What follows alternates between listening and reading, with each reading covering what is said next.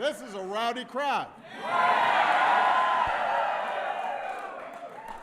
I don't want you guys to break anything while you're here now. Thank you, Megan, for the wonderful introduction and, more importantly, the great work that you are doing.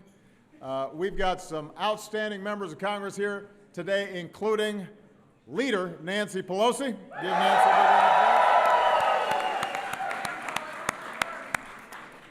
I want to thank all of you, advocates, organizers, friends, families, for being here today.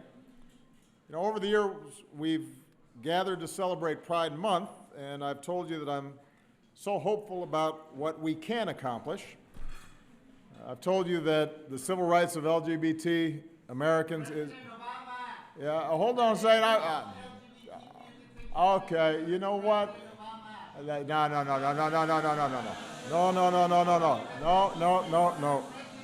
Hey. Yeah, listen, you're in my house. And you don't start, no, come on. It's not, you know what? It's not respectful when you get invited to somebody.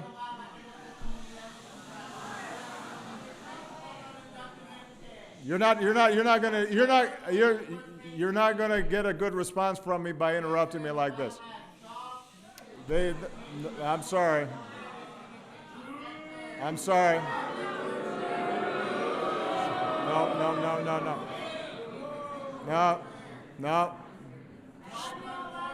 No. Shame on you. You shouldn't be doing this. Come on. Can we escort this person out? Come on. You can either stay and be quiet, or we'll have to take you out. All right. Can we have this person removed, please? Come on. Come on. Come on. No. No. Come on. Come on, guys. I'm just going to wait until we get this done.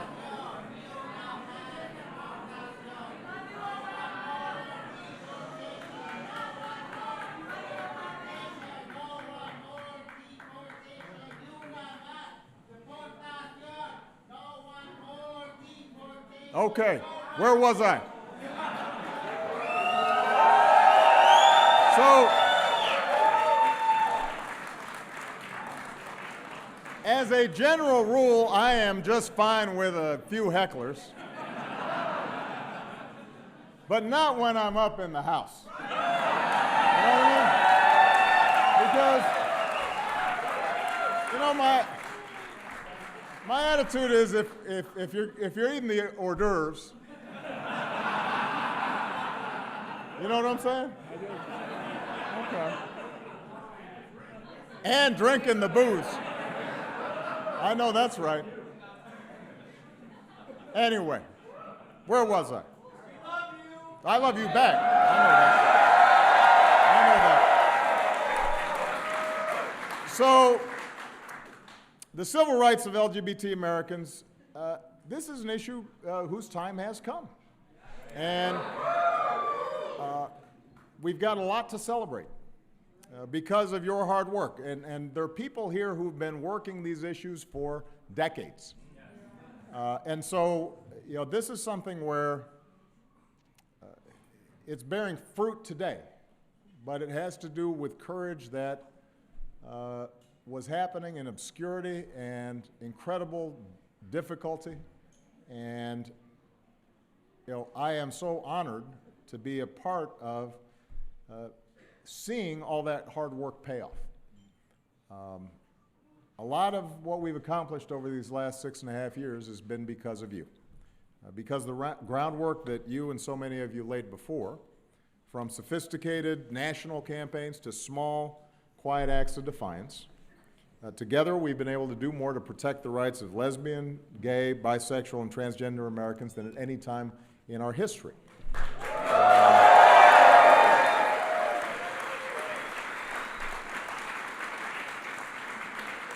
You know, together we ended Don't Ask, Don't Tell.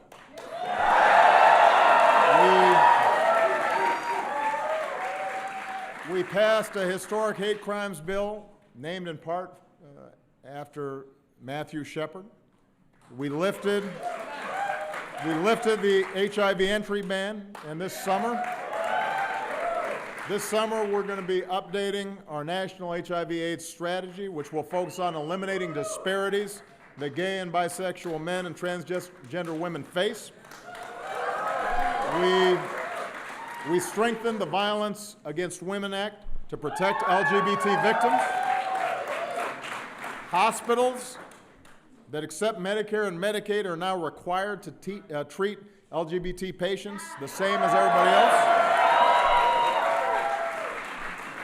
The pillar of the so-called Defense of Marriage Act was struck down by the Supreme Court as unconstitutional.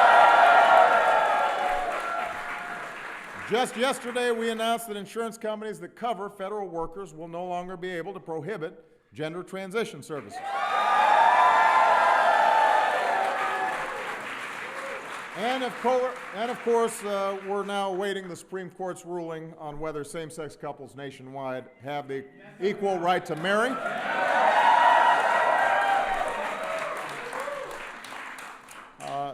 You know, there are a few decisions coming down these next few days that I'm paying close attention to. But however the decision comes down on the marriage issue, one thing's undeniable. There has been this incredible shift in attitudes across the country. You know, when I became president, same-sex marriage was legal in only 2 states. Today it's legal in 37 states.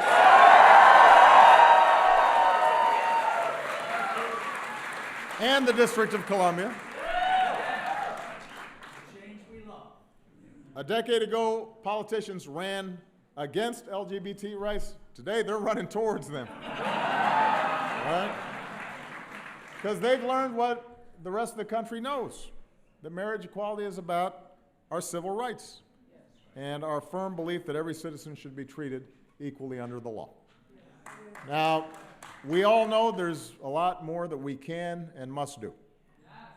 In 2015, at a time when we have laws that say Americans can't be fired for the color of their skin or their religion or if they have a disability, it is wrong that hardworking Americans still live in fear of being fired simply because of who they are or who they love. That's why I've repeatedly called on Congress to pass the Employment Non-Discrimination Act, which would explicitly prohibit discrimination against LGBT workers. And that's why we've got to keep the pressure on until they do it. In the meantime, we're doing what we can to protect workers. Last year, my administration prohibited discrimination on the basis of sexual orientation and gender identity by federal contractors for federal employees. And that's protecting an estimated 1.5 million Americans. I support efforts to ban conversion therapy for minors. It has no basis in science.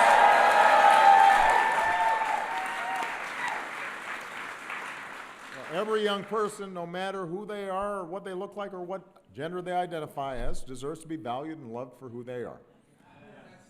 You know, in just the past year, America has come far in its acceptance of transgender Americans. And we've got brave folks coming out at the highest levels of business and government and in sports and in Hollywood. We're seeing television shows portray transgender characters and families. And the power of example is slowly but surely changing people's hearts. But we know that transgender persons still face terrible violence and abuse and poverty here at home and around the world. Well,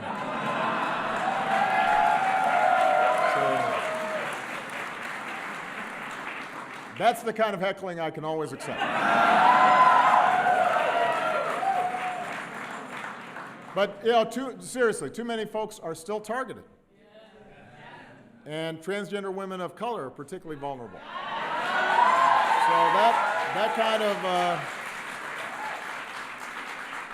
that kind of ugliness simply doesn't belong in America. That's not who we are. And, you know, the truth is that courage comes in a lot of forms. There's courage in the moment of danger, the kind our troops show in battle. There's the courage of resilience and perseverance, what we see in our brave wounded warriors. There's moral courage of the sort we saw in Dr. Martin Luther King Jr. and Harvey Milk, who fight for their ideals. And then there's the kind of courage it takes to be true to yourself, even if society doesn't always accept or understand you. And nobody's got a monopoly on that kind of courage. It can come from all walks of life. And to a young boy or girl out there struggling with their own identity, the folks in this room are heroes, have shown extraordinary courage. Not only are you helping others find the strength to be true to who they are, you're helping America be true to who we are as a nation. And that's ultimately what this Pride Month is all about. It's about commemorating the bravery at Stonewall, when in the face of hatred and violence, a group of Americans decided to stand up for their rights to be who they are. It's about celebrating the extraordinary progress we've made in making sure that LGBT Americans can enjoy their rights to pursue life, liberty, and happiness. But it's also about pride in who we are as a nation. We are big and vast and diverse. We've got different backgrounds and different beliefs. We've got different experiences and stories, but we are bound by our shared ideal that no matter who you are or what you look like, where you come from, who you love, there's a place where you should be able to write your own ticket and be who you are and revel in your true self. We're people who believe enough in America's promise to make it real for everybody. And those of us who know freedom and opportunity thanks to the toil and blood of those who came before us, we have an extra responsibility to extend freedom and opportunity to other people who are still marginalized and still facing injustice. Working families who aren't getting paid a living wage. Women who aren't getting paid equally for their efforts.